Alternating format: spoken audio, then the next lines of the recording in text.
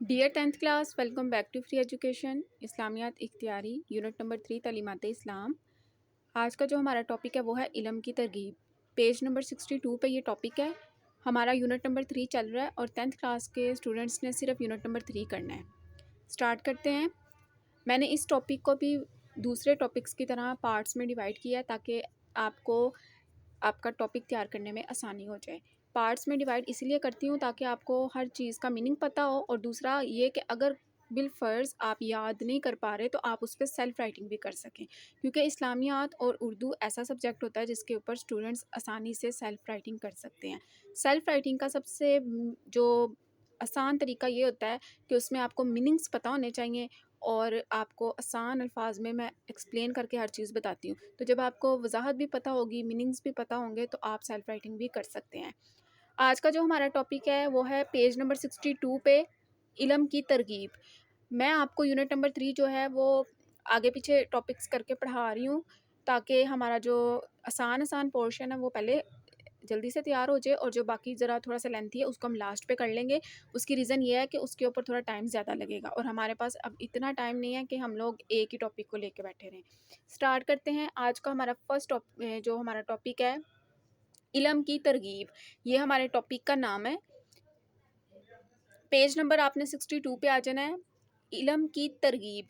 ترغیب کا مطلب ہوتا ہے شوق دلانا، حوصلہ دینا، یا پھر کسی اچھے کام کی طرف راغب کرنا، یعنی کسی کو اچھے کام کرنے کا شوق دلانا، کسی کے اندر شوق پیدا کرنا، اس کی حوصلہ افزائی کرنا، یا اس کو کسی اچھے کام کی طرف بلانا۔ انگلش میں کہتے ہیں موٹیویشن۔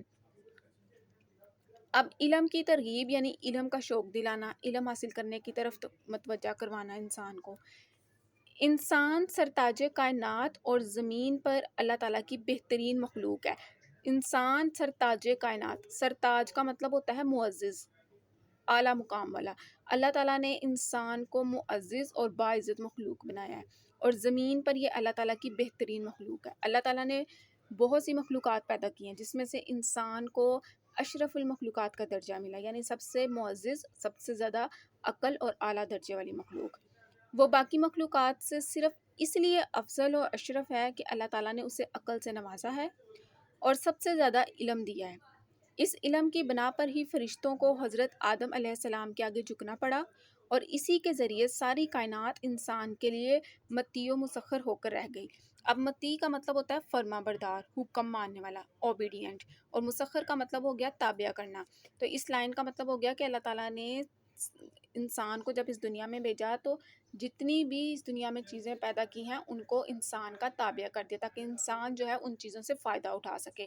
حکم ماننے والا اور انسان کے فائدے کے لیے تابع کیا۔ اب سورج، چاند، ستارے، پہاڑ، اس طرح کی چیزیں جو ہیں اللہ تعالیٰ نے انسان کے تابع کی ہیں۔ سورج جو ہے وہ ہمیں روشنی اور حرارت دیتا ہے، چاند ہمیں روشنی دیتا ہے، ٹھنڈک دیتا ہے۔ اس طرح اللہ تعالیٰ نے کائنات میں جتنی بھی چیزیں بنائی ہیں ان کو انسان کے تابع کر دیا ہے۔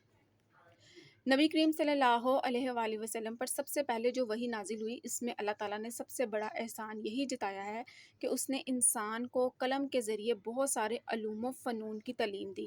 اب علوم کا مطلب کیا ہوتا ہے؟ علوم علم کی جمع ہے۔ علم سے مراد معلومات، انفارمیشن۔ اللہ تعالیٰ نے انسان کو بہت ساری معلومات سے نوازا ہے۔ اب علوم و فنون، فنون کہتے ہیں فن کو، یعنی کوئی ہنر، کوئی مہارت۔ تو انسان کو قلم کے ذریعے اللہ تعالیٰ نے ہر طرح کا علم اور ہنر سکھایا ہے۔ فرمایا، اب سورہ الگ ہے قرآن پاک کی، اس کو ہم دیکھتے ہیں۔ اقرا بسم ربک الذی خلق، خلق الانسان من علق، اقرا وربک الاکرم الذی علم بالقلم، علم الانسان ما لم یعلم۔ اب یہ سورہ الگ کی آیت ہے، اس کا ترجمہ ہے کہ آپ صلی اللہ علیہ وآلہ وسلم اپنے رب کے نام سے پڑھیے جس نے سب کو پیدا فرمایا۔ اس نے انسان کو جمے ہوئے خون سے پیدا فرمایا۔ آپ صلی اللہ علیہ وآلہ وسلم پڑھیے، اور آپ صلی اللہ علیہ وآلہ وسلم کا رب بڑا کریم ہے جس نے قلم کے ذریعے علم سکھایا، جس نے انسان کو وہ کچھ سکھایا جو وہ نہ جانتا تھا۔ اب یہ جو ہے یہ سورہ الگ کی آیات ہیں جن کے اندر اللہ تعالیٰ فرماتا ہے اپنے نبی سے کہ اے نبی کہہ دے کہ تیرے جو اللہ تعالیٰ ہیں، جو تیرا رب ہے، اس نے سب کو پیدا کیا ہے، اس نے انسان کو قلم کے ذریعے علم سکھایا، انسان کو وہ سب چیزیں دیں، وہ سب معلومات دیں جو وہ نہ جانتا تھا، اور اپنے رب کا شکر ادا کر اور کہہ کہ تیرا رب بہت رحیم اور کریم ہے۔ دنیا میں جو انسان نور ایمان سے منور ہو کر اپنی فکری اور علمی قوتوں سے کام لیتے ہیں، ان کے ساتھ اللہ تعالیٰ کا یہ وعدہ ہے کہ انہیں دینوی ترقی اور اخروی کامیابی، اب دینوی ترقی یعنی دنیا میں ترقی اور آخرت میں کامیابی سے ہمکنار کرے گا، یعنی کامیابی ان کا مقدر بنے گی۔ ارشاد باری تعالیٰ ہے، اب یہاں پہ بات مکمل ہوگی کہ یہاں پہ اللہ تعالیٰ نے انسان کو جو ہے علم دیا ہے، اللہ تعالیٰ نے انسان کو وہ سب سکھایا جو وہ نہ جانتا تھا، اور انسان کو چاہیے کہ وہ اللہ تعالیٰ کا شکر گزار بنے۔ اللہ تعالیٰ نے اس کو پیدا کیا، اس کو علم سکھایا، اس کو وہ باتیں بتائیں جو وہ نہ جانتا تھا۔ یرفع اللہ الذین آمنوا منکم والذین اوتوا العلم درجات، اللہ ان لوگوں کے درجات بلند فرما دے گا جو تم میں سے کامل یعنی ایمان لائے اور جنہیں علم دیا گیا۔